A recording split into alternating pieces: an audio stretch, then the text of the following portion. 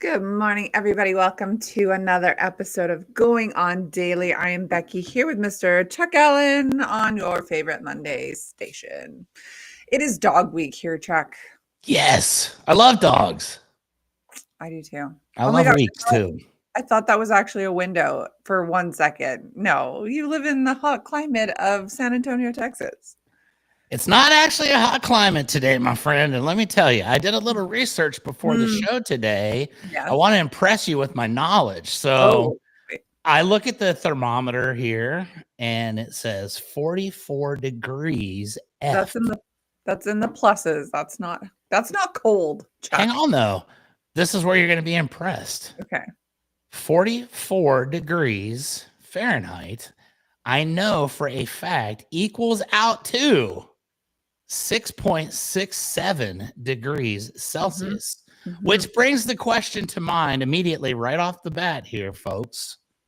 Why is there a decimal point in the temperature in Canada? Like right now, it would be 6.67 degrees, and I would be like, just say it's minus so 7. confused.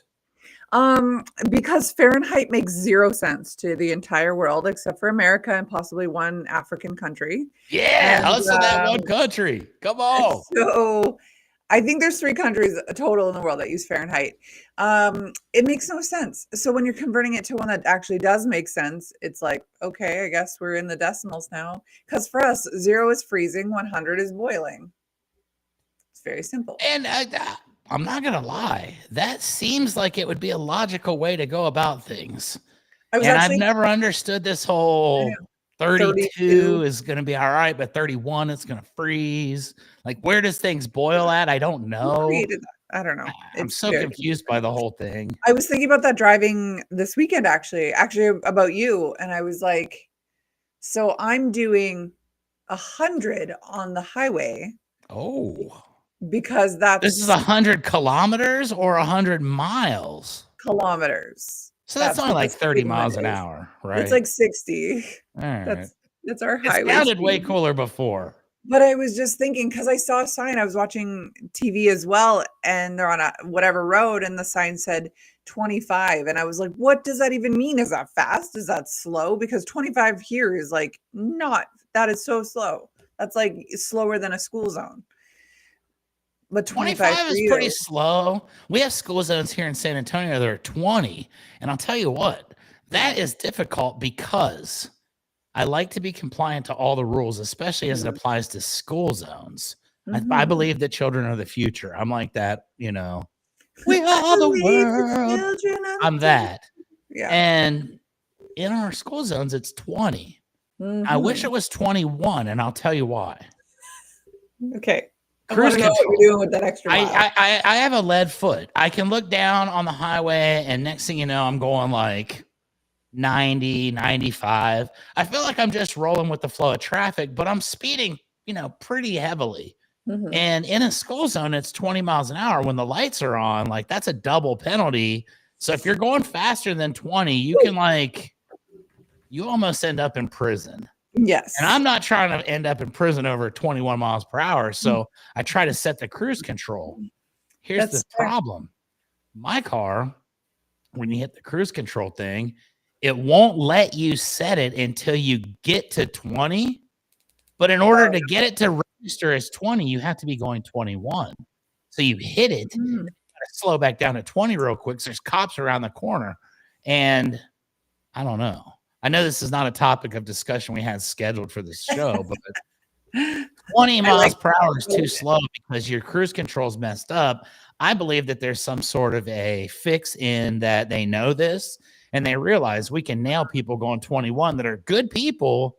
You're right. It just can't hit the thing at 20 because their cars are set up that way. And then they go to Chrysler and they go to Jeep and they go to all these things and they give them the Jake Hudson.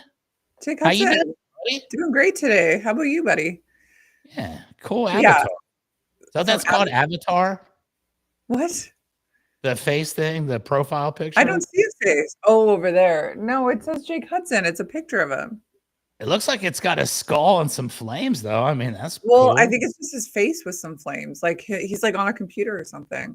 Rock and roll, Jake. Thank you. I thought you meant like Avatar, the blue guys. I was very confused. Oh no, It's his Avatar. I see. We talk about avatars in many different ways, but I'm going to think that 21 is a more. Yeah. Okay. See, again, it makes no sense to me. 21. Our speed limit is 21 here. But yeah, your 20 frankly, I mean, I don't know if this is even appropriate to say on our show. I don't want us to get boycotted from YouTube or anything, but what's the difference between getting hit by a car that's going 18 versus a car that's going 20? I think when you get into the double digits, either way, you're kind of screwed. So it's like, I think so. And speaking of 18, our 30 kilometers per hour, which is school zone, is 18.64 miles per hour. You can't even do that on cruise control because 20 is the slowest it'll go. You just have to be responsible and put your foot down only ever so slightly so that you only hit 18.64. I don't know. Because I mean, it feels like a speed trap to me, folks, but we all know what the requirements are. We just have to live by them. We have to live with the rules, and that's it. Jake, the topic is dogs today. It has nothing to do with school zones, Fahrenheit, Celsius, anything like that. Somehow we're just so off topic. So let me veer into a different direction here. Otherwise, we're never going to make it through. It is Dog Week here on Going On Daily. We have been doing themes for the last 2 months, which I love. I think this is fun. Dogs are my absolute favorite thing in the entire world. So I'm very happy today. Maybe my dogs will make a cameo at some point. Oh, I know. Are you having issues with your green screen? No, it's just crappy. I don't have a green screen. I have a colorful screen. And then when I move, I disappear a little bit. It's kind of funny looking this week. Part of it's me. Interesting. Yeah. Fine, I'll take it off. I just have. Oh, look, see, there you go. That's like totally different now. And it's a little like it's cold out. It's snowy. My hair's super staticky. So I got you right here, my friend. I'm wearing a hoodie today. Make roofing great again. Like. I'm wearing pajamas. It has cats on it on Dog Week. During Dog Week. That is so disrespectful to the dogs of the world. I don't have a dog nightgown. Okay. Anyways, why don't you start us off? What's the biggest mess? All right. So biggest mess, right? It's Dog Week. And one of the things that we love about our dogs is their loyalty, their undying enthusiasm, their love for us, their willingness to basically be there through thick and thin and never really ever even consider turning their backs on us. And I think that for that, they deserve a lot of recognition. And I think that's why dogs are known as men's best friend. Yes. And I think that dogs are awesome. I go on record with that. 100%. I've had some pretty cool dogs over the course of my life. My last couple dogs have been boxers. And when I found out that this was Dog Week, one thing instantly came to mind. And it was, I get boxers when they're puppies. I've had 2 boxers that were puppies that were both like really small, and they're enthusiastic breed. I don't know if you're familiar with boxers. Oh, I had boxers growing up. Yeah, they're all about it, right? Like they're playing and like run around in circles and like chewing on their feet for no reason and just doing all this crazy stuff. Well, I had this boxer, and I'd venture to guess I was probably like in my early 20s. Like I bought a house when I was 23, so this was before that. So I was probably about 22 when this happened. Yeah, they are. They're crazy. Are very punchy. They love to use their hands to be expressive. Yeah. And so I had this boxer puppy that I bought from one of my buddies, and she was living there with me in my little apartment that I had. But obviously puppies, they're very interested in things. They like to a lot of look around. And boxers, I didn't realize at that exact moment in my life how much they needed. Later on down the road, when I got my next boxer, I had like acres of land for her to roam free and run. And that was great. But Shady, my first boxer, didn't have that luxury. So I didn't realize exactly what I was going up against. When I first got her, I would leave her during the course of the day in this, like this little crate thing that they make, Mhm. for dogs. But I'm not one of those people. I hate crates. I think it's messed up Yeah. to put something in and lock it Yeah, and no, have I it agree. know that it can't get out no matter what. And that can mess with your. So I decided one day I'm not going to do that anymore with Shady. She's a good girl. Good She's girl. probably She about doesn't 4 or deserve that. 5 months old at this point. She's good. Like, I've done a great job with her. So I leave Shady out. I go to work, and it's a normal work day. I go home. I'm expecting just to come in and nothing be really crazy, but I open the door, and Becky, like, I don't even know how this all happened, but my Right. little dog, who was probably about, I don't know, like 8 or 10 pounds at this point, she is little. Okay.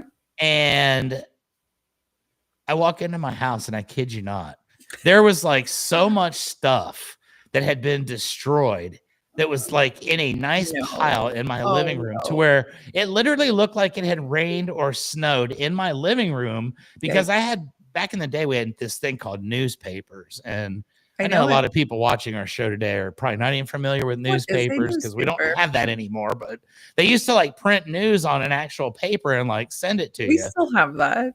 Well, I know people that don't know how to fill out envelopes. I know people who don't know how to cash checks. So Well, my got a daughter got got to a cash her first check last night. She was so excited, but now you can just do it from your phone. So it's like way easier.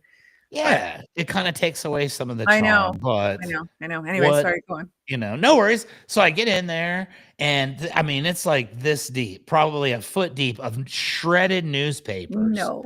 Because I'm one of those people that would get them, and then I would just like put them in the corner, and I had a stack of them. Serves me right for being a Mhm. hoarder. Yeah, of But course. my dog got in there, and I can only imagine what was going through her mind. And I thought either she was having fun and just like, yeah, this is badass. I'm Yeah. destroying everything. This Just is going to be ripping it awesome. up all over. Or Yeah. she was panicking, thinking that she was like betrayed and left That's behind. And, probably it, yeah. She and I didn't have the started thinking, comfort of okay, her crate anymore. For some dogs, like, that crate is quite comforting, secure. Yeah. And knowing that later they're on in safe life, there. she would go lay in the crate Yeah. voluntarily just to be there. So Mm. I think there is something to that. But I walk in and I'm freaked out. And all I see is this little tiny boxer with this little head and this cute little face, because she had this Yeah. thing with her teeth where they Under bite, always yes, stuck of out, course. And you could tell that she kind of knew that she had done something messed up, because she was like in the corner, kind of like sitting still, trying to be a statue. And I just kind of looked for a second, and I wanted to get mad. I Yeah. wanted to, but But I can just couldn't. you I started laughing, and I thought, you know what?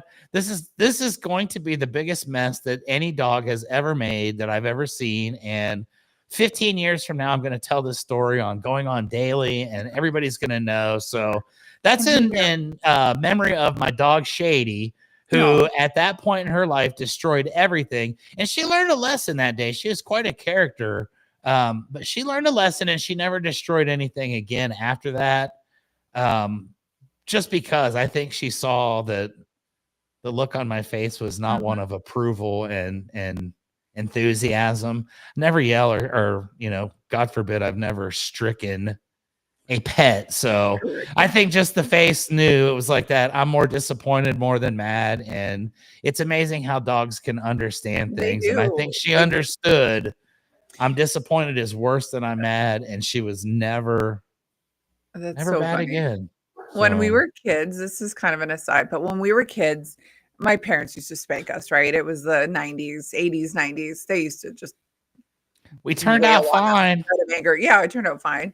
But they my mom would always say, "I never got spanked as a child. My dad would just tell me he was disappointed, and that would be enough." And so when she would go to spank us or like ground us, my brother and I would be like, "Can't you just be disappointed in us, Mom?" Yeah, come on. That's way She's like, worse. "That won't do anything." We're like, "It will. It will, promise." We will be so much worse off knowing that you're disappointed than the physical Mm, anguish that we will endure for doing wrong.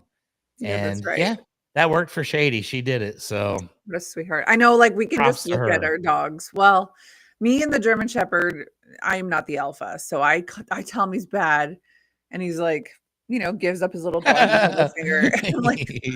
But my other ones, and I'm like, oh, coconut. And then she's just like coward. So she knows.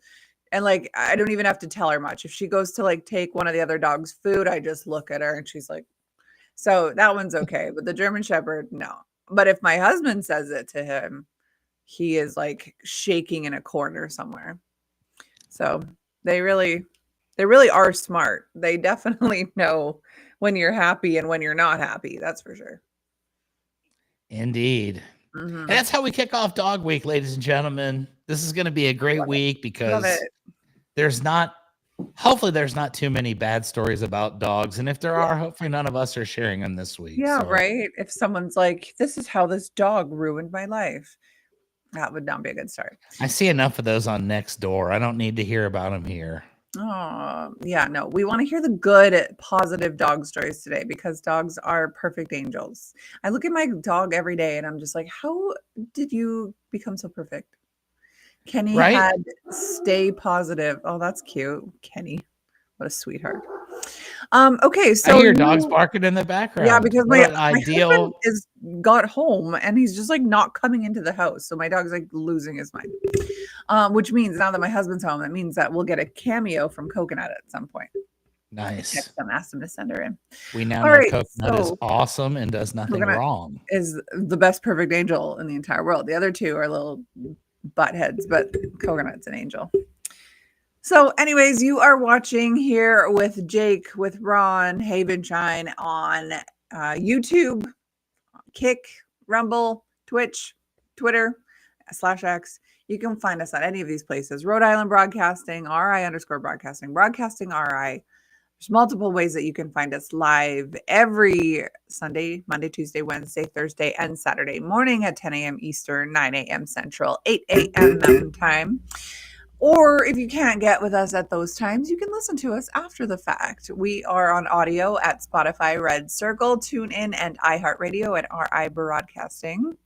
Of course, we are on all the socials. You can follow us, find clips, little reels of us. We are on MeWe, TikTok, LinkedIn, Blue Sky, Parler, Space, Gab, and of course, X, Twitter, either at RIBroadcasting or Broadcasting RI. Again, because for whatever reason, we don't want to keep it cohesive around here. We want to have a different name for everyone. No continuity. No continuity at all. I'm guessing there are other people. It's like why you're Chuck Allen 210, right? Because somebody else came in and took that name. We're also on Patreon, of course. You can support the show, get yourself some merchandise. Mistakes were made. Yeah, I think you can probably change the name still, Ron. I think you can go back and change it.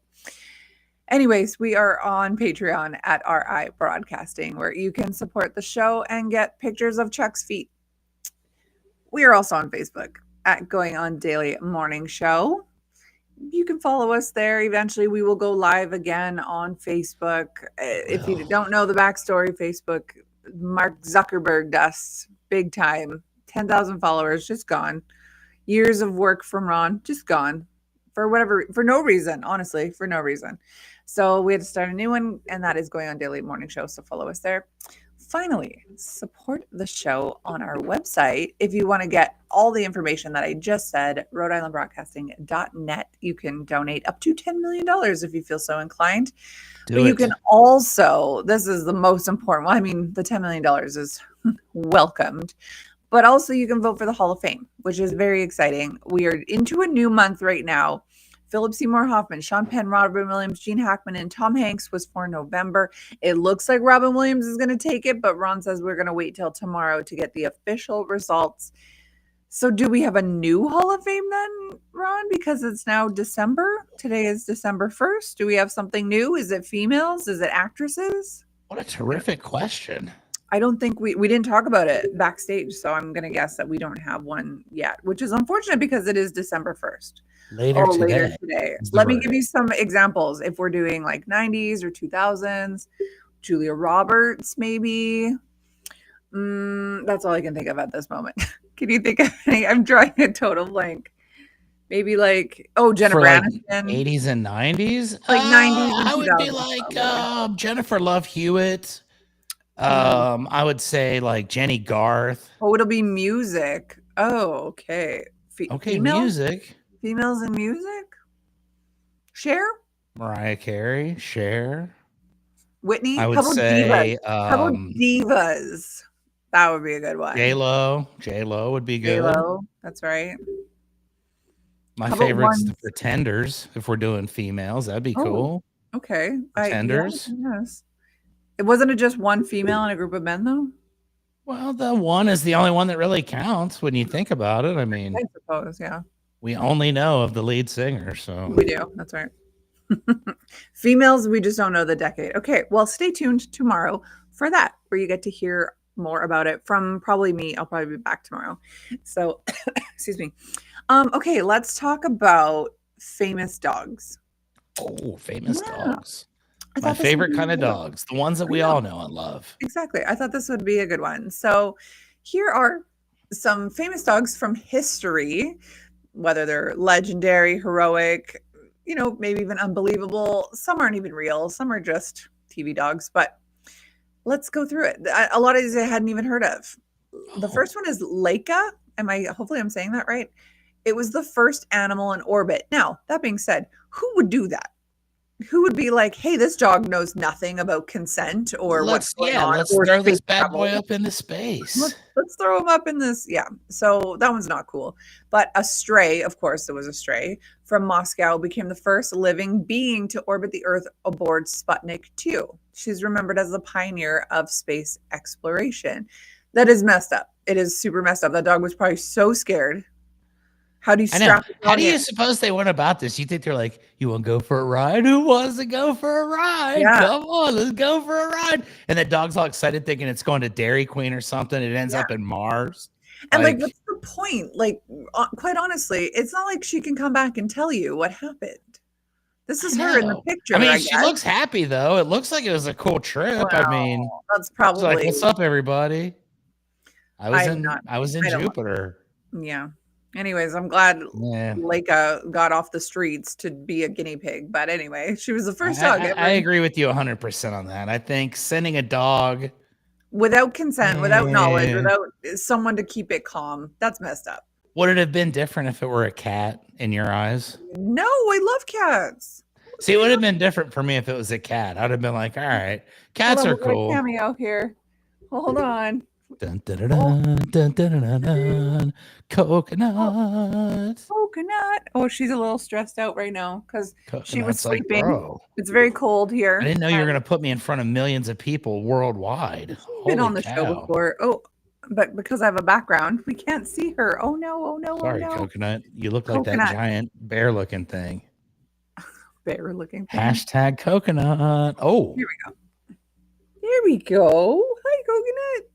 Coconut's like, You can't tell, but that's the perfect video right there where Coconut's just like not really having it. That side eye that you just got right there was pretty legendary. She's upset because she was laying on the couch under her red light. Life was good. Life was warm. Next thing you know, she's outside trying to pee in the freaking snow and ice. Her a spot. So I hear you, Coconut. I hear you. Yeah, she came from Puerto Vallarta, Mexico, to come live in a frozen wasteland. I know. Coconut's like, bro, this is so messed up. Like, this is messed up. I know. I just need to go back to the beach. Yeah, exactly. Life was good, begging for treats, not knowing where your next meal was coming from. She was pregnant too when they found her. And her dogs are massive because one of them is here. And he's like, don't like me. He's like 40 pounds. So I don't know who had their way with Coconut, but it's a little bit cold out, Coconut, but I feel like it does beat the alternative, and it sounds to me like you're winning in life. So exactly. Shout out to Coconut. Shout out to Coconut. We'll see if she stays. Okay, the second historic dog here is Balto. As we know, there was a movie. Was it Richard Gere, Balto? I think it was. I don't know. Let's find out together, fans. Hero. So this is from 1925. This dog led the final sled team through a deadly blizzard to deliver life-saving diphtheria antitoxin to Nome, Alaska. There's even a statue of him in Central Park. Now, he led the dog team, but all of those dogs should have had a statue, in my opinion. Well, Don't you think? I mean, That's just the way of the world. Sometimes the people that get the stuff done don't get the recognition. Exactly. Hopefully they didn't hopefully Balto was cool and like at his award ceremony, he's like, shout out to my team. They did good for me. Yeah, if Balto's team showed up and they were expecting that and he was just like, yeah, it was tough, but I persevered and I am a hero. Yeah. That's right. Yeah, it's like Balto, bro. What's up? I mean, really though, you already did say this about the Pretenders. It didn't matter about the other guys who make the music. It's all about the lead singer. Sorry, guys. So there's only one Chrissy Hind, and it's Balto. And it's Balto. Oh, Kevin Bacon, not Richard Gere. What movie am I thinking of? Anyway. Same thing.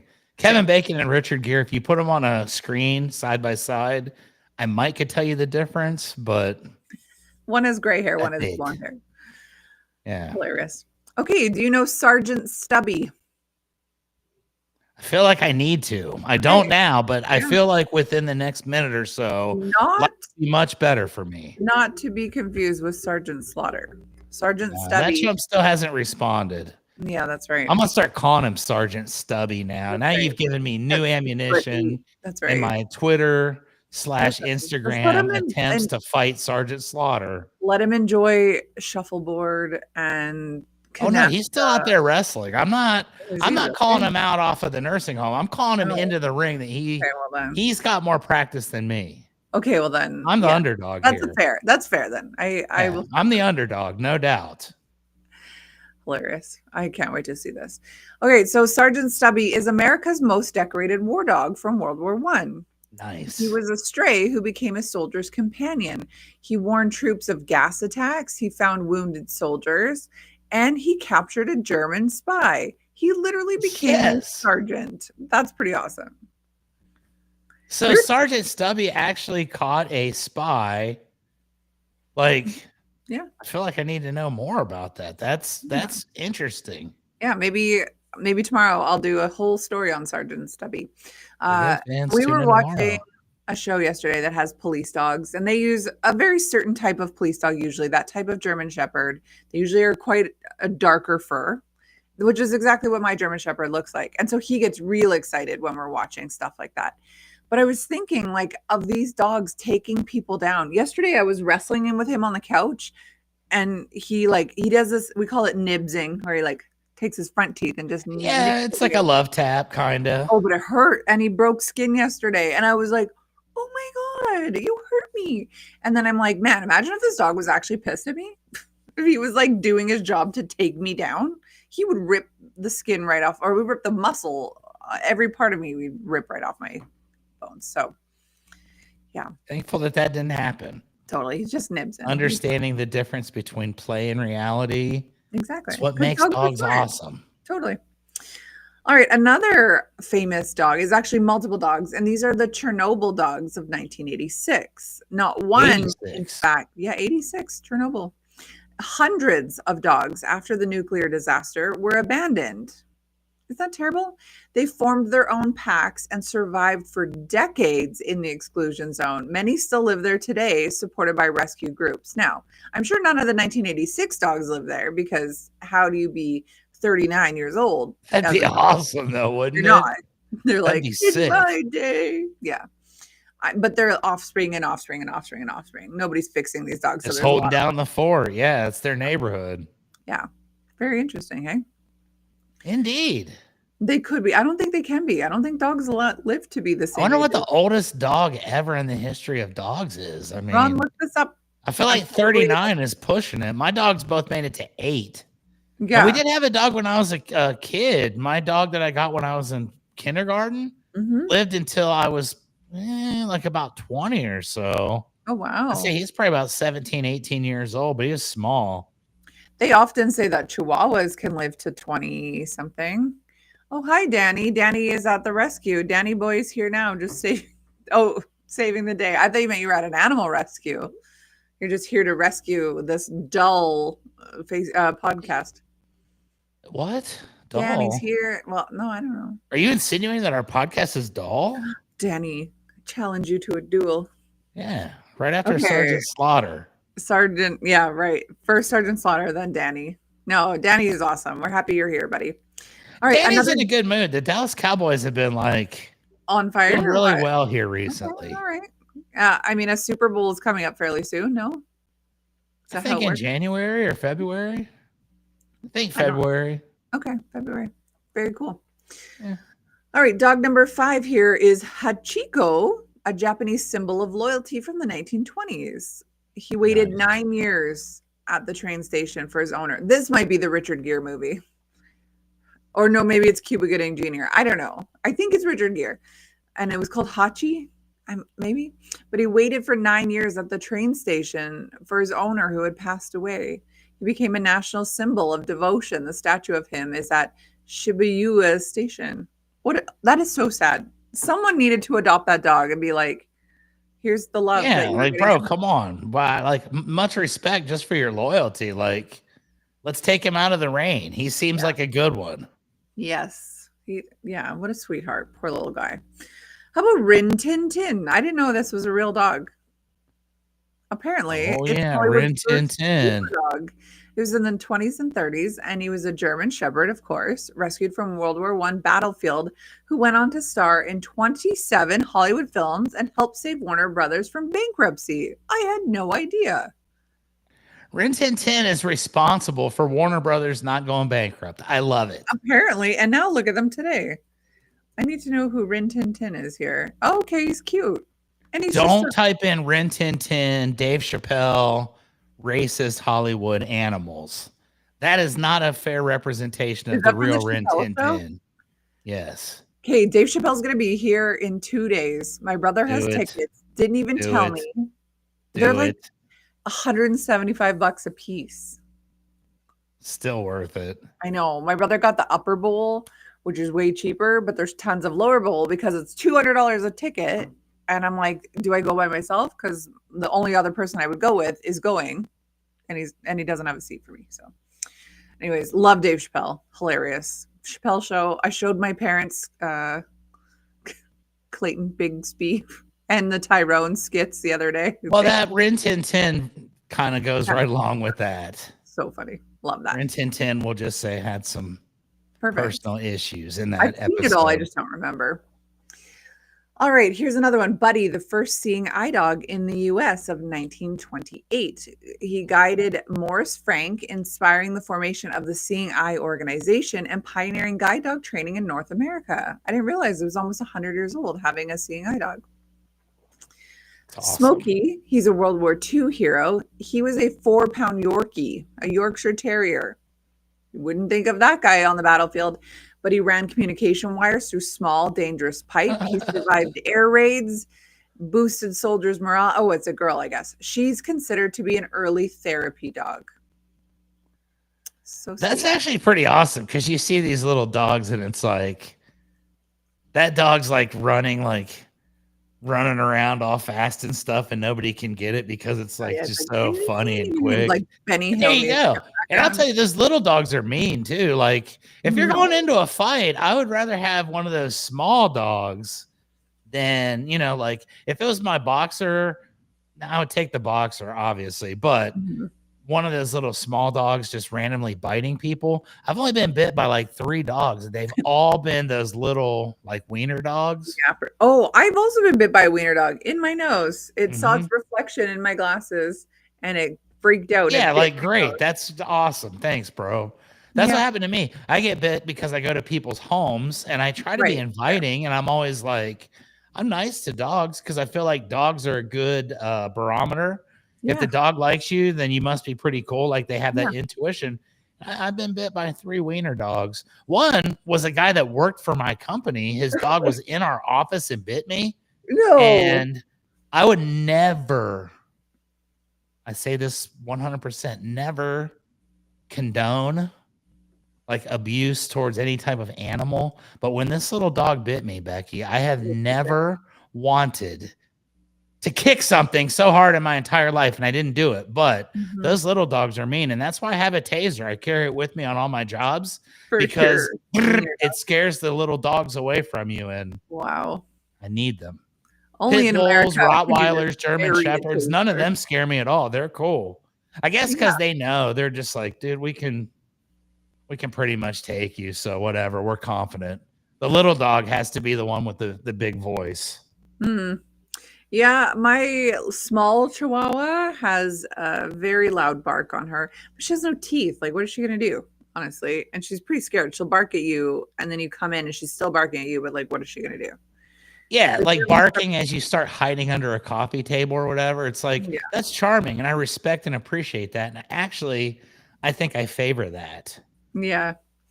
The German Shepherd is a very loud barker. I would be scared to break in. And then Sweet Coconut is an angel, and she's still here on my lap.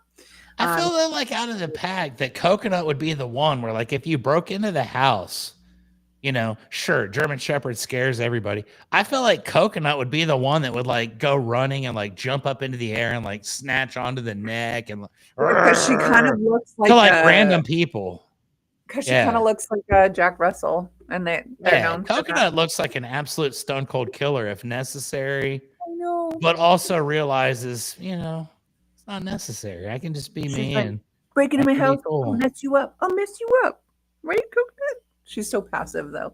I think it's because, like, she'll bark. When the other dogs are barking, she'll be barking. But then I'm like, Coconut. And then she just, like, looks at me. And then everything is good. The other two just do not care if anyone's yelling at them. I think one's deaf, and then the other one's a German Shepherd who does what he wants. So there you go. I think Coconut would mess somebody up. I do. Coconut's the voice of reason. But I always tell people, I have a business partner named Chris, and we look very similar. We're both about the same height. We both got the same haircut. I'd venture to say, you know, maybe I'm a little bit more handsome. I would say. That would just be my personal rankings. And I always tell people, like, you know, hey, I'm okay with it, but, you know, Chris is like hella pissed off, and he never gets mad at anything. He's like the most subdued, like, Coconut type personality. But I'm like, that's the one you got to be worried about. You know, me, I'm over here yelling and raising hell, but everyone knows I'm not doing anything. That's the guy that's quiet, that's just sitting over there smiling. Deep down, he's plotting your demise. So yeah, that's true. I'd stay close to Coconut. I think you've got the right idea with Coconut being there and being like super cool to Coconut, because Coconut could be the one. And if she's not the one, she's still just like the nicest dog ever. She's just there you go. And passive. It's genuine. She's like, I got you. And she, you know, you're wearing cats on your sweater today. I'm still your dog. If I had dogs on my sweater, I would also. She loves cats. She loves everyone. I said to the shelter, I need a dog that's like kind of like a Chihuahua, because my Chihuahua had just died. And I just got home. Literally the day I got home from cancer treatment from Mexico, my dog died. The day. I didn't even get to see her yet. And so I was heartbroken. My husband said no more dogs. And of course, naturally, I got a dog. That means more dogs. And I said, just let me have something that's kind of like a Chihuahua. Hi. And has been there a long time. And they were like, I have no idea why no one has adopted Sweet. Her name was Chica at the time. Why no one's adopted her? Because she's the nicest dog. Thank you, Danny. Yes, she is. And so I was like, I want her. And I kept looking at pictures of her with her fur. And I don't know if you can see, but it's like the most ratty.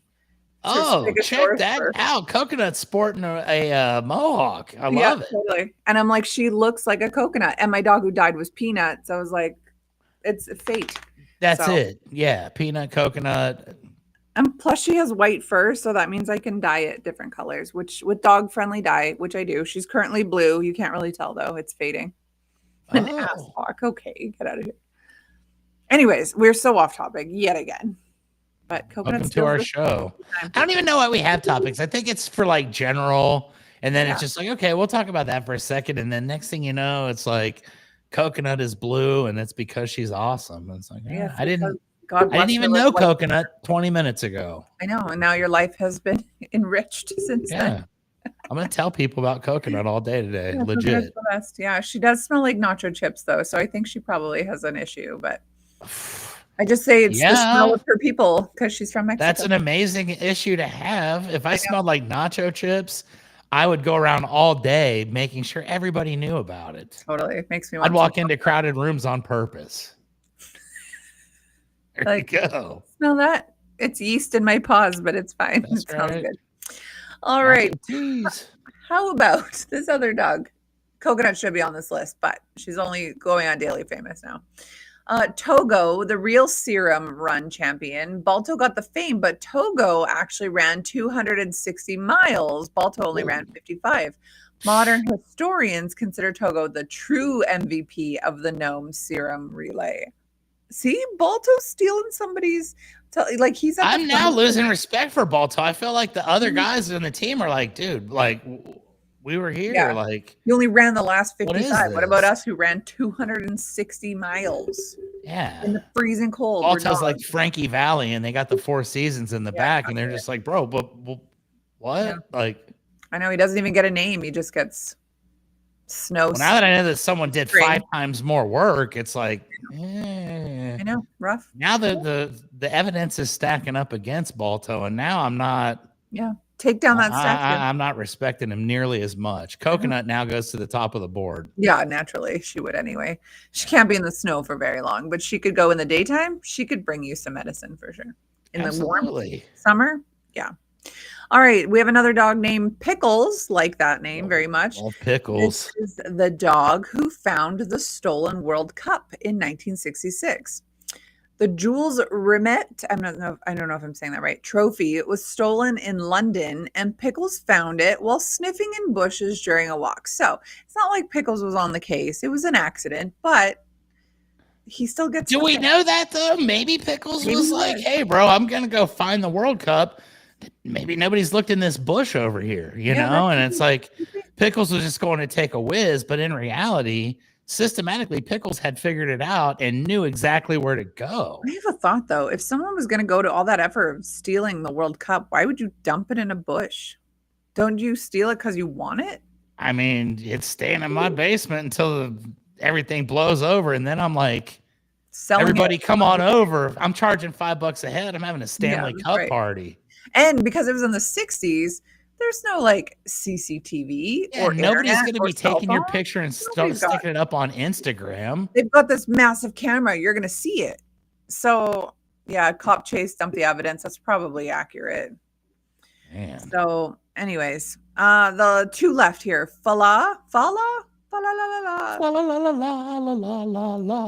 Franklin Roosevelt's beloved dog. So famous, he appeared in political speeches, cartoons, traveled with the president. He is even buried next to Franklin D. Roosevelt. Now, I'm hoping, because I've read this about other people and dogs, I'm hoping that they waited until, the dog died. Because apparently in Mexican culture, with Chihuahuas, who they thought was it even Mexican? It might have actually been in Egypt, now that I'm thinking of it. Sounds like some Egyptian type stuff. They would have the dogs buried with the dead body, and then that dog would die. So that's got to be the worst 15 minutes of your life. It's just you're in this tomb, and it's like, bro, I'm not even dead. I'm in here with this dude. He's dead. I can't even. Well, at least you could eat him, but they would probably embalm him with all kinds of stuff. Yeah, you would get sick no matter what. You're done. Like. Ugh. What a horrible way to die. I'd be in that casket if I was a dog. I'd be like, dude, what the hell? Like, why didn't you write into the will that Fluffy, gets to live out his life first? Mm-hmm. Totally. Very selfish. Danny is saying that he got a dog once he was in remission. This is awesome. What kind of dog do you have, Danny? Finally, the last one on my list is Lassie. Fictional, but iconic nonetheless. Right? Exactly. And I don't think Lassie's fictional. I've seen Lassie on television many a time. Yeah, there's someone seems real to me. Someone played that dog. Based on the rough collie from the novels and movies. She became a symbol of loyalty, of course, intelligence. She always saved Timmy from the well. Mm-hmm. She was the perfect dog. So that's it for my historic famous dogs. Some of them are famous for weird reasons, but that's okay. But all are famous. And at the end of the day, that's all that matters. And that's why we love Dog Week, because that's right. These dogs have all done positive things. Not one negative thing about a dog was mentioned in today's episode. And yeah, exactly. And I got another segment after your segment, but you're taking us into what's special. What's so special? Did I get that right? What's so special? Yeah. And this has nothing to do with anything that we've talked about today, which is my forte. Like, let's go ahead and take a sharp left turn, folks. Okay. So, Becky, I don't know how things are over there in Canada. I know sometimes we discuss the differences Politically, between or our cultures, and we have some slight differences. Our macaroni and cheese boxes are different here in America than what you have, and so on and so forth. But one of the things that has been very disturbing here recently in America over the last couple of years has been college athletics. And I'm going to start by saying, number one, go Bucks, because Ohio State beat the daylights out of Michigan over the weekend. Okay, just throwing that out there for anybody that might be a Michigan fan. Sucks to be you, but this has nothing to do with the story. This is just me being me for a second. So what happened?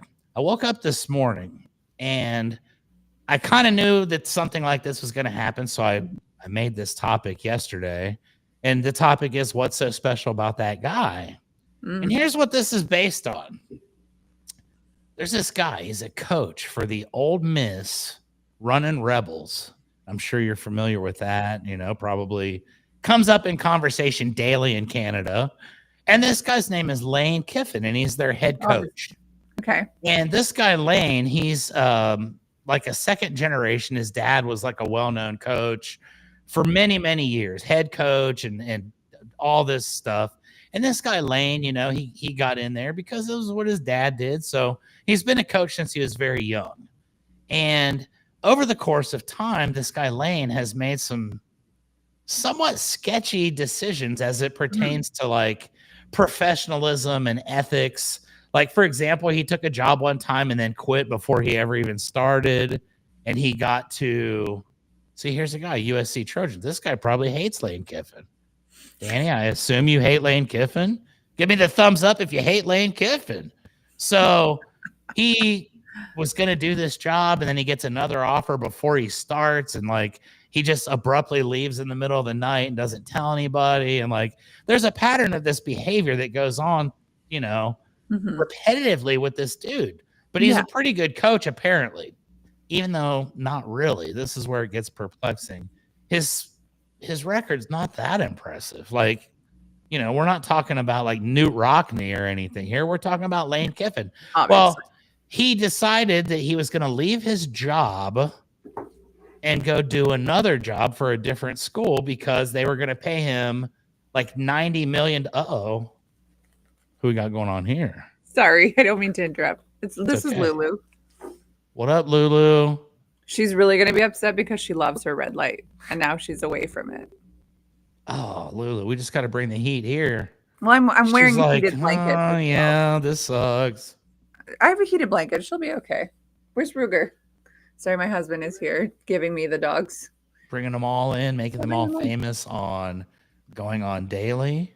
My microphone's We've met Coconut today so far, and now we've got Lulu. Hold on. Lulu Ruger, appears to be come here. Enjoying herself tremendously on the program. Tell him to go this way. He's getting weird here because he doesn't know what to do. Here, Ruger. Anytime you can have dogs come into the live broadcast is just exactly. It takes over the entire program. It's awesome. For sure. Sorry, well, Lulu's good. She's chilling on the warm blanket, so she'll be fine for now. All right. We'll bring that back here. Lulu. We'll continue on with our story here. Oh, sorry, Lane Kiffin. We hate him. So this guy, Lane, I looked this morning and he decided he was going to quit his job. Oh. And he was going to go take a different job because they were offering him more money. Like an accountant or something? Huh? Like being an accountant or something? Like changing career? Still being a football coach. Oh, okay. He's not becoming a brain surgeon or anything like that. He's still a football coach. Okay. But he's leaving this one, and they basically where he was at was like the only one that gave him an opportunity because he had burned like a ton of bridges and like nobody really likes him. He's kind of, I need to know who this guy is. Pardon the term, douchebag. Oh, he's a and douchebag. So nobody really likes this guy, but he's a good coach. So he gets offered one. He basically goes in and tells this place he's at, hey, look, bro, I'm leaving. If you don't let me stay and coach the rest of the year, I'm going to take all my guys with me and you're going to have no team and I'm going to ruin everything and I'm going to destroy this program. Now, mind you, this is a program that's been good to him, but he ended up in the middle of the night getting in a plane and flying out to his new destination. Wow. All the people were booing him. And I started thinking about how good it must be to be a college football coach. Right. And here's what's been happening lately. These coaches, they lose their jobs, but they heavily load their contracts now with these massive buyout clauses where, like, wow. If I don't survive the entire duration of the contract and you fire me, you have to pay me X amount of guaranteed money. Wow. Like severance. This has got me thinking, right? So I start looking at some of these coaches. There's been a lot that's been fired here over the last couple of weeks. And I realized something, Becky. I might be too old now to be a football player. You could be a coach. I feel like I could be a head coach. And I think right now, this is my plea to some of these larger schools that have all this money. Dude, I know about football. Let me be your coach. Yeah. Because these guys, okay, here's some great examples.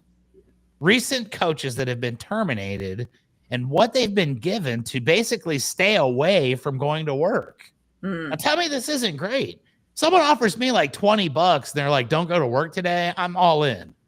Yeah. We're talking millions. Yeah. Ed Orgeron is a coach. He's got a gravelly voice. And he was the head coach of LSU, which is now where Lane Kiffin is the new coach. Okay. And you'll see that there's a pattern with this particular university. This guy won the national title. They were the best school in the entire country. And then he got fired. Okay. But when he gets fired, he has $17 million that they write him a check for on his way out the door. I was thinking $17 million bucks after you win just to go home. And it's like 17 million. Why wouldn't you get fired? You're making more doing that than you are coaching. Exactly. So check out some of these more recent ones. This guy, James Franklin at Penn State University, he gets fired like 3 weeks ago. And his buyout is $49 million. And he's got a clause in his contract that says Penn State has to pay him that money as long as he is out actively looking for employment. And it doesn't even have to be as good. Like this dude could go work at McDonald's for the next 4 years and they got to pay him this $49 million. That'd be worth it. Go be a greeter at Walmart. You're getting $49 million. Whatever you need me to do. You're richer than I will work at Waffle House. I'll work anywhere you need me to do for $49 million. I'll even work there for free. Yeah, go be an usher in the stands. Well, this guy's stupid. So what he did was he got fired. He immediately went and got another job. So the $49 million, they only ended up having to give him 9 of it. So he left $40 million on the table, which to me, again, maybe you love being a coach, but I'm not mad about $9 million. I'm quitting my job for $9 million. Oh, dude, I'm quitting my job for $900. So you got this guy. You got this other dude, Brian Kelly, who, again, this is LSU. This guy, Brian Kelly, just got fired a couple weeks ago as well because the team wasn't meeting their performance standards. Yeah. How much money do you think this guy now?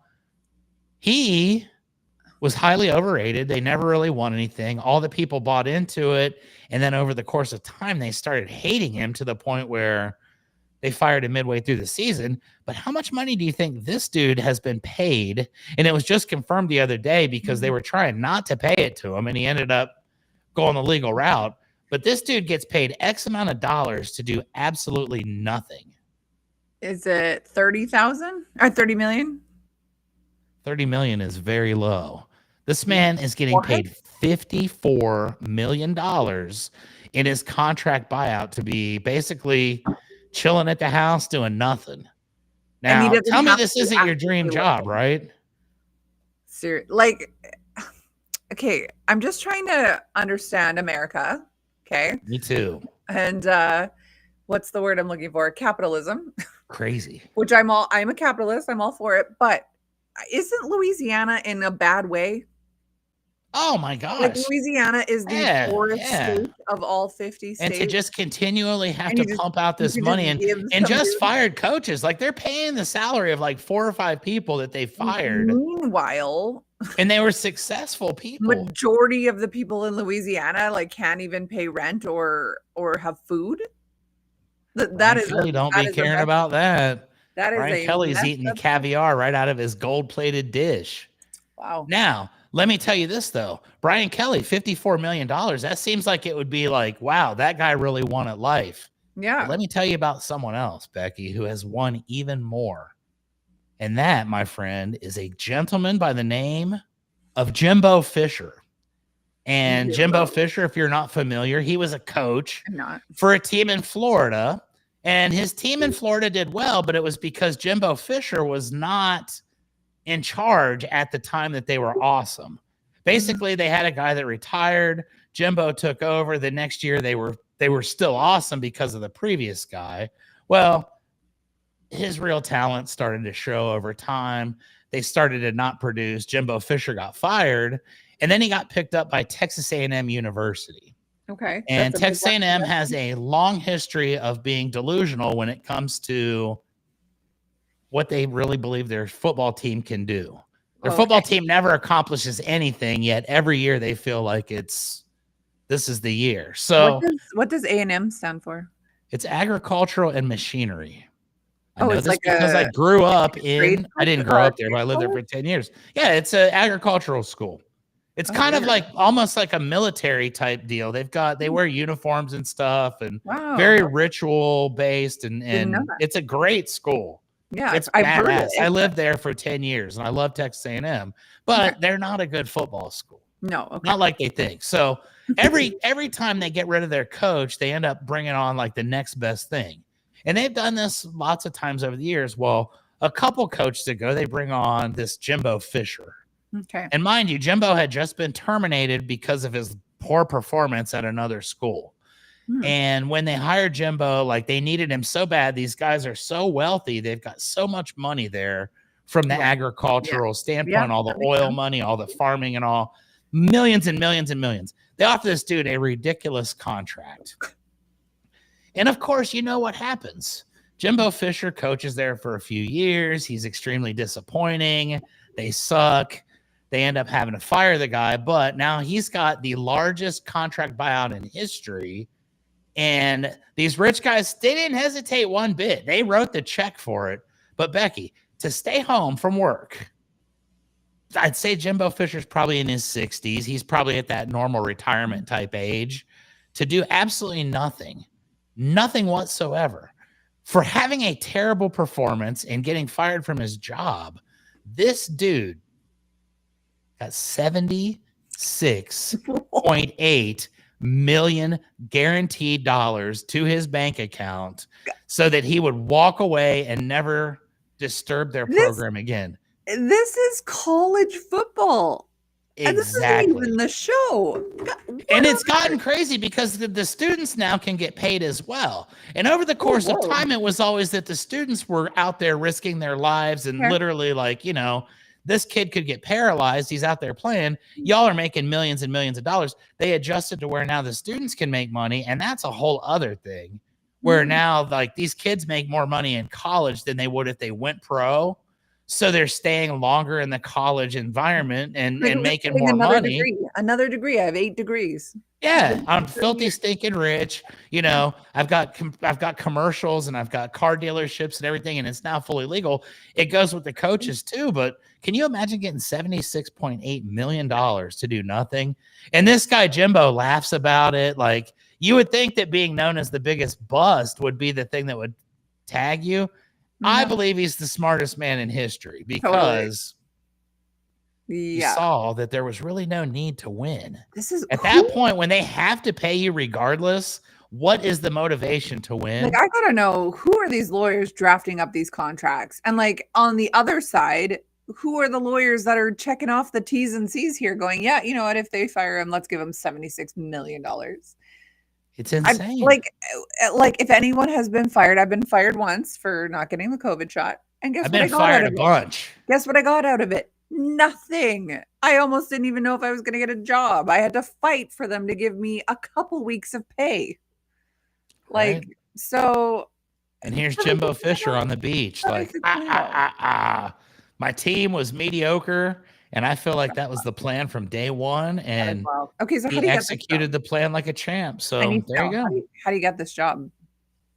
I need it. So and you could be it because obviously all the coaches are always very handsome. So for sure it would be Chuck. I win. I win. That's the only thing I got going for me now. Well, you're also that my personality. My personality is all right. You're very funny. Yeah. Yeah. All the things a good football coach needs to be successful. Tall and hot and funny. That's all. Nobody would follow my direction, but it would be cool. That's right. So there you go, ladies and gentlemen. Okay, what's so special about that guy? I have no idea. My mind is like actually blown here. Actually blown. Yeah. Money. No wonder that young chick is holding on to that other guy, that old man. Oh, Bill Belichick? Yeah, and I don't even care what anybody says, okay? I'm not a Bill Belichick fan. I never have been. Maybe Ron is, or potentially not, based on he was there. And maybe Ron likes the success. Maybe Ron doesn't like the way that it ended. But if I'm like 75 years old and I got a 24-year-old girlfriend, I could give a damn about anybody else's opinion at that point, because so weird. I've won at life. That's an old man and that's a young girl. It's weird. Dude, I saw the other day where he was sitting at her adult cheerleading competition and he looked miserable. And they're like, "Are you here to watch your granddaughter?" And he's like, "Yes, I am." I feel like at that point in my life, if I'm 72, 75, 70, whatever, if there's a 24-year-old that's using pretty too. Yeah, she's very pretty. I would destroy everything that I had built to that stage of my life to ruin it all right then. Yeah. And that would be how I would go out of this world. Even if he just leaves her a couple million of his finances, make it all. I promise. That dude's kids have already been written out of the will. That's I mean, she's smart. Hulk Hogan type stuff there. She's smart, but ew. I don't get it. I mean, she's willing to put up with it. There's got to be some disgusting things that you see as a 24-year-old when you're dating a 75-year-old man. But hey, the fact that she's willing to deal with that, I love it. Yeah, I guess. I heard she like calls the shots and stuff too. Like tries to like tell them how to run football. And why not? Why not? Again, if I was the head coach and I was 75 and my girlfriend was 24, she would be completely in control of the entire situation. Totally. I would have no hesitation. That gives me a reason to want to stick around to 75 now. So yeah, that's right. Maybe that's my legacy. Yeah, well, just keep selling roofs. Eventually you'll have your little roof. One of these days. We always say roofing isn't sexy, but one day it will be. But will be sexy. And that day it'll be like, you know what? I dedicated my whole life to that shit. Right. And when my kids have kids and that kid becomes 25, I'll send her your way. There you go. Perfect. You say it like that and it sounds so not cool. It's so creepy, yeah. That sounds weird, but teenagers, but when their kids are in their 20s, so in 30s. Belichick, though. Belichick does not have any scruples. It's a known fact, and this is just proof. Anyway, great topic about that guy. Had no idea. So we are after 9 o'clock / 10 o'clock / 11 o'clock, depending on what time zone you're in. Dogs are hilarious. Now I'm going to continue this tomorrow when I'm on again, but I'm just going to give you a couple of funny Chihuahua and German Shepherd facts, since they're all laying here with me. I had to take my heated blanket off. Lulu is now on the floor in the heated blanket. Ruger is passed out in front of my desk. Coconut's probably back under her red light, but they're not barking at all. I love it. Chihuahuas and German Shepherds. So here's some funny facts about them. Chihuahuas. They are a small dog with a massive personality, as we know. They think they're 200 pounds. Chihuahuas are regularly squaring up against Great Danes and vacuum cleaners and mailmen and people who come to the door with the confidence of a much bigger dog. But as we know, they're tiny. They would get crushed. They just don't know it. They don't care. I respect them. Totally. They are professional blanket burrowers. Now, they always say this, that if you have a Chihuahua, just make sure before you get into bed because they're probably under those blankets. Mine don't do that. They never have. In fact, yesterday, my German Shepherd jumped on the bed, pulled all the blankets back to lay on my brand new sheets that were just put on the day before. And this dog sheds like crazy. So maybe he's the professional blanket burrower. But yeah, Chihuahuas, they are known to burrow. I don't know if it's like a origin type thing, one of the like that they're hole, they live in holes. like little. They were rat. What is it called? Like a rat. Yeah, you go back in history, and it's like, what's going on with you guys? Like, I think they did like live in little holes like that they dig and dug. burrow. Yeah, like a gopher, like a large gopher. That's right. These dogs, Chihuahuas, are the biggest beggars of food. Now, again, Coconut tries, but she knows better if I give her the look. Lulu, though, this dog is on me. I will Lulu be sitting on the doesn't couch care. eating my dinner. She is on me. I go to take a bite of something, she takes it out of my mouth. So aggressive in-house sales. For sure. If she hears the treat jar open, because it's this glass jar and it goes click, she runs. This dog is completely deaf, but somehow hears it. Oh, yeah. She could be like 3 states over. Yeah. And you hear that slight click, and it's like, oh, God. Like, you're afraid to open the fridge at certain times because it's like, you just know. Oh, yeah. If I'm in the kitchen, she's at my feet. And I step on her like 100 times a day because she's always under my feet. Always. She's a big move. Yeah. I mean, she's a street dog, right? She's also from Mexico. She's from Guadalajara. Couldn't remember there for a second. So she was a street dog. You know, she got by having people throw her scraps. So this is what she knows. But man, is she bad. Man, is it annoying. That's like a whole program in its own right there. Is you've got a dog from Guadalajara, Mexico, who has relocated all the way to Canada. Yeah. And I just wonder what a day in the life would be like. And it's like, how does this differ from what you were experiencing years ago? Yeah, well, how has life changed? Are you like Richie Rich, the kid that like hit the jackpot and it's like now, you know, like life is going to be awesome? I would tend to think so. Yeah, I mean, other than it being cold outside, what is she like? She's got a heated blanket. She's got a red light that's hot. She gets snacks all the time. She eats this like wet pate food. She doesn't have to. Oh my God, that's better than I'm doing. Life is good for this dog, for sure. Yeah. Yeah. As far as German Shepherds go, he's also a massive mooch. And I think that's trained behavior.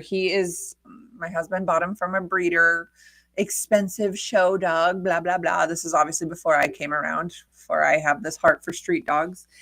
And this dog is like, you just don't realize that when you have a big dog and a small dog, the small dogs get away with everything. The big dog doesn't. But you realize that they all just actually have the same brain. They really are just the same dog. Exactly. Yep. He's just big and then he knocks stuff over when he's trying to get to you, where the little dog doesn't, you know? And they both mooch, but like when he sticks his face in my food, I get mad because this entire face is in my food. Yeah, it's big. And it's like, dude, that's your only downfall in life is. Yeah. Yeah, exactly. So these are big, brave dogs. As we know, we use German Shepherds for military and for police dogs. But in actuality, they're really quite afraid of a lot of stuff.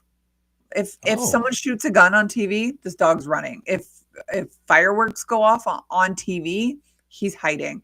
If fireworks go off in person, if we are outside and there's fireworks, he is absolutely terrified. I have to hide him in the trailer, have to lock him up. If there's a thunderstorm, he's hiding. So really, they're not that brave, these dogs. They're kind of big babies. Yeah, it happens. But German Shepherds are insanely smart. Like this dog knows all my tricks. If I am leaving, he knows because I've gotten dressed and I'm going toward the kitchen, or if I'm brushing my teeth, he knows that means I'm leaving. So now I'm like, hey, go outside, go for a pee. He's not doing it. He's not doing it. No, absolutely I don't have to do that right now. I won't have to pee unless I'm in the car. Yeah. I have to trick him. And then there'd be days when I was working where I would be leaving for work and he would run outside and he wouldn't come back in. And I'm like, I can't leave you outside all day. I'm going to be late for work. And I would have to chase him around the yard. And he thought it was the funniest thing ever. It wasn't. Super annoying. But yeah, they're smart. They can open refrigerators. He hasn't learned that, but he could if I taught him. They say that they're actually the third smartest dog breed next to poodles and border collies being number one. Wow. I got to tell you, my best friend has a poodle and my parents have a border collie and all these dogs are dumb. They're all dumb. I was going to say, I've known quite a few border collies and poodles, and I always felt like my boxers were smarter than them, but I mean, I was biased. Training, right? Like a border collie is meant to be on a farm herding cattle. My parents live in town and barely walk it. So like, yeah, they adapt to their environment. It's like, yeah, bro, I sit on the couch and watch sports all day. That's exactly. I mean, for my German Shepherd, he's a working dog, right? He needs a job, but he doesn't have a job. And so he gets really annoying if we haven't taken him out that day or it's too cold or whatever. He's very, very annoying because, at least his one job of going for a walk is, hasn't happened. That's it. Like, come on. I just He's want to very do my smart. job. Yeah, he's very, very smart. Love it. Yeah, they are Velcro dogs, really. Like, I can't go anywhere without this dog at my feet. And he's long. Like, he's 105 pounds. So, like, I'm walking down my hallway. I have like a long hallway for the bedrooms, and he just turns perpendicular to the way that I am, and he blocks me all the time. And I'm like, can you not be at my feet, please, all the time? So I'm like constantly like nudging him, booting him, like, get out of my way, dog. Like, I understand. If I'm in the bathroom, this dog has to be with me. And I have a tiny bathroom. I'm in a 70s house. My bathroom is tiny. He takes up the entire thing. Yesterday, I said to my husband, I said, I'm not doing anything in the bathroom, but I'm cold and I'm going to sit there because the heat's on. And so I go in there, and who comes and lays down on top of the vent?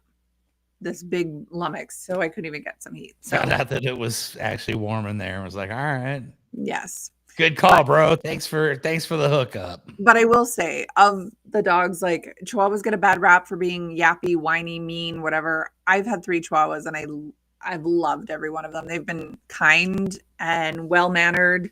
And the German Shepherd is no joke. I mean, if you're going to get a German Shepherd, you make sure you have the time for a German Shepherd, that you have the energy to go on multiple walks a day, and that you're giving it a job, and you are prepared for the amount of dog hair, because that will overrun your life. I can't wear anything black without being absolutely covered in dog hair. So just be prepared for that if you're going to take on a German Shepherd. Probably better to have a big old backyard, even an acreage, and have the time for it. There you go. Yeah. Ladies and gentlemen, very important information. Yeah. And I think that is what we provide to the people. We provide important information, stuff you didn't even know you needed. And we have a great time doing it. So we do have a great time doing it. Now, you guys. I want to try to show you Ruger, but I know the second I adjust everything in my office, he's going to start freaking out. So he'll start flipping, and next thing you know, that's a whole other level of live broadcast. Let's see if I can turn. Okay, ignore my.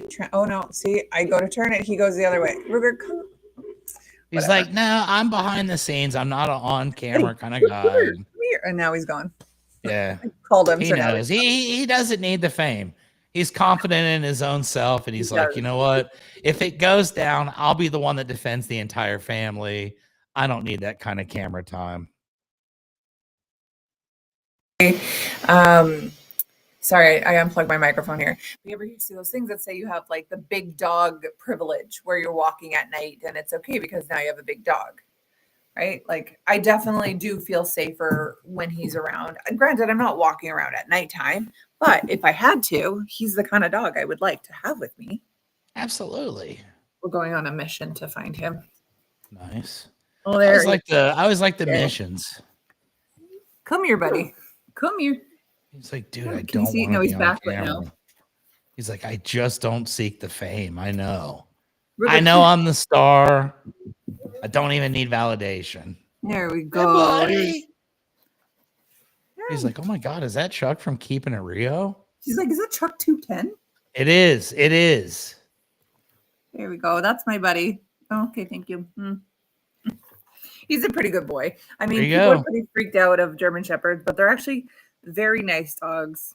He's 9 now, and he's he still acts like a little puppy. They always do, and that's the best part. Yeah, I think that's what dogs really provide us in life, is that ability to never really grow up. And my boxers were the same way. They would be older dogs with gray around their muzzle and whatnot, and you could still get them to do the cutest little stupid things. And they would respond to the smallest details. And totally. Dog Week is one of my favorite weeks of the year. That's why. Totally. See behind me here. This was my other dog, Peanut, the one that died. And so we had her memorialized as a little Mexican soldier, as one does when their dog dies. So so that's it. That's it from us today. We are quite a bit over, and that's okay, because it was worth it, because it's Dog Week. It seems like every episode I appear on, we tend to go way over, and I have a tendency to think that's probably my fault. No, it's us. We just chat. It's all good. And hey, real quick before we end this episode, Becky, I do have to share something. I think this will be good news for you, and I think this will probably make you happy. Okay. I have been posting reels of our episodes, like a couple a week, not going too crazy.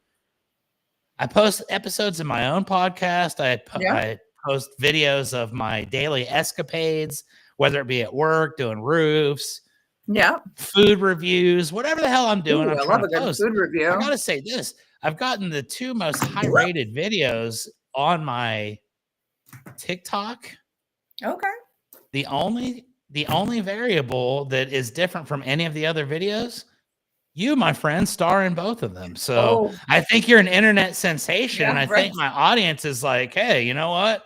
We like her better than you. So I'm going to continue to do that, and just know that your tremendous fame and likability from the public is actually helping me to expand my network. So perfect. Well, then I better follow you on TikTok then, I guess. There you go. You know what? I keep saying if we got to do this at noon Eastern, 10 a.m. Mountain Time, where I'm awake and have makeup on, my hair's done, I'm not in pajamas, I feel like it would be totally different. But you wake up and now it's 8 a.m. and I got to go on the air. Well, and I noticed, I think that nighttime episode did pretty well.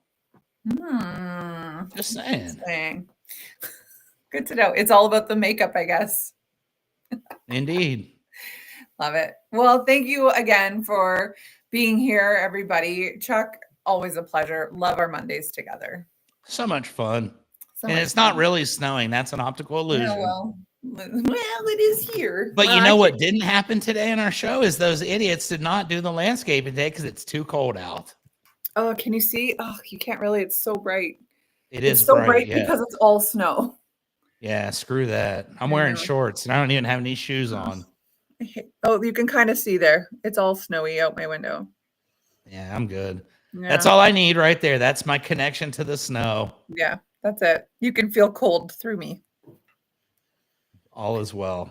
Perfect. Well, everybody have a wonderful week. I may be back tomorrow, maybe with Kyle. I don't know quite the schedule yet, but someone will be here. Oh, it is me. Okay. I'm back tomorrow with Kyle. Only one way to find out. And I will be talking about why dogs are so funny.